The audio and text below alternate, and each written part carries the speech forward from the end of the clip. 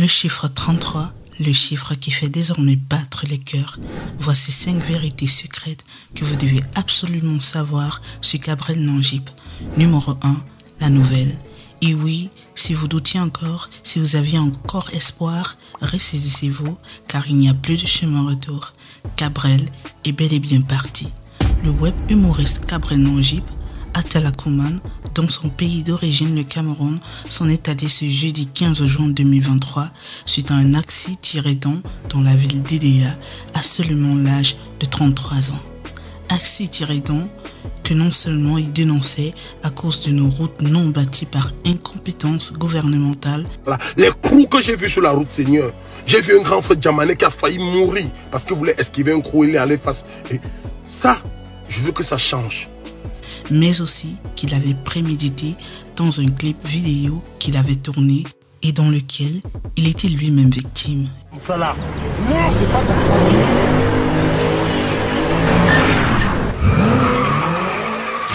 Un pays plein de jaloux, les gens qui ne respectent plus ce qu'on appelle les feux de signalisation. Après, ils disent que oh, l'Europe a fait. Si vous voulez développer un pays avec l'incivisme, ils ont gratté ma voiture croyant que la voiture n'aurait plus jamais le charisme, mais la baleine bleue d'homme de demoiselle de monsieur. Suite à cela, il a été transporté dans un centre de santé public de la dite ville où il s'est vu refuser une seconde chance à la vie.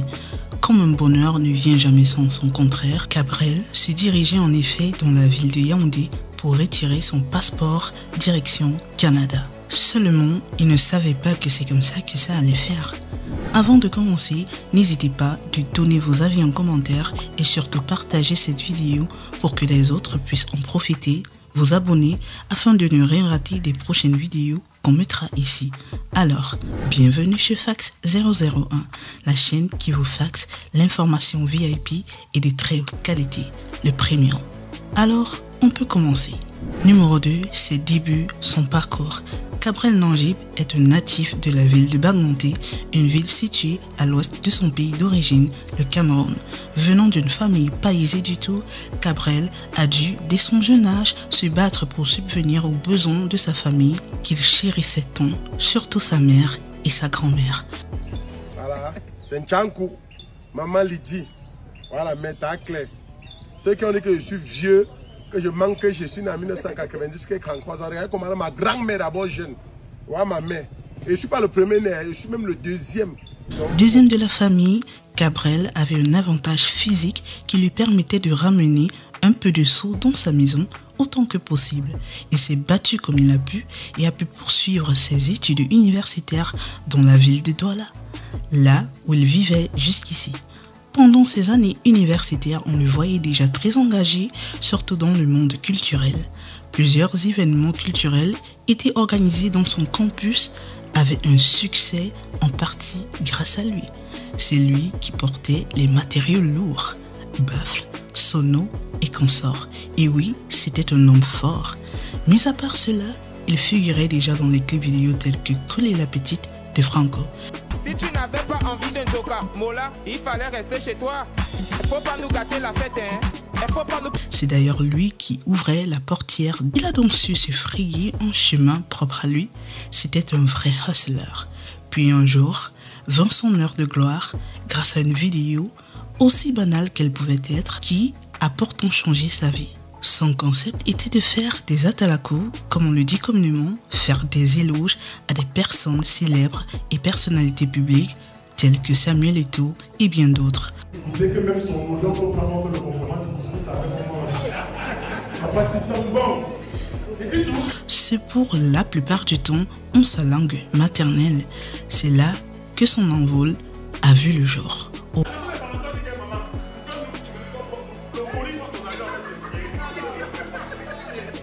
Au fur et à mesure, il devenait de plus en plus populaire et suivi. Invité par-ci par-là, où il pouvait gagner des cachets à 7 chiffres. C'est cette influence de plus en plus grandissante et confirmée qui lui a valu un ticket pour la Coupe du Monde 2022 au Qatar dans le but de supporter son équipe nationale de football, le Cameroun. Numéro 3, une figure emblématique, le symbole lion en personne. De par sa carrure, sa taille, son charisme et autorité physique, telle une girafe aux allures d'un lion indomptable, il était parti pour devenir la nouvelle figure, mascotte emblématique du football du pays de Roger Milla, le Cameroun, mais qui n'a pas remarqué ce grand gaillard barbu aux couleurs du drapeau de son Cameroun. Longeant les rues du Qatar, fier et sûr de lui, c'était la véritable star. C'était lui ou rien. Tout le monde voulait faire des photos avec lui. C'était tout simplement la figure emblématique de cette Coupe du Monde 2022. Alors qu'on avait déjà espoir qu'il devait succéder au très célèbre Gando que tout Africain amoureux du football connaîtrait en principe. C'est entre autres la mascotte de leur équipe nationale. Hélas, la vie en a décidé autrement. Il s'en est allé. Par ailleurs, il est aussi une figure importante de par les statistiques de ses clips, audio et vidéo qui battaient des records lors de leur première sortie.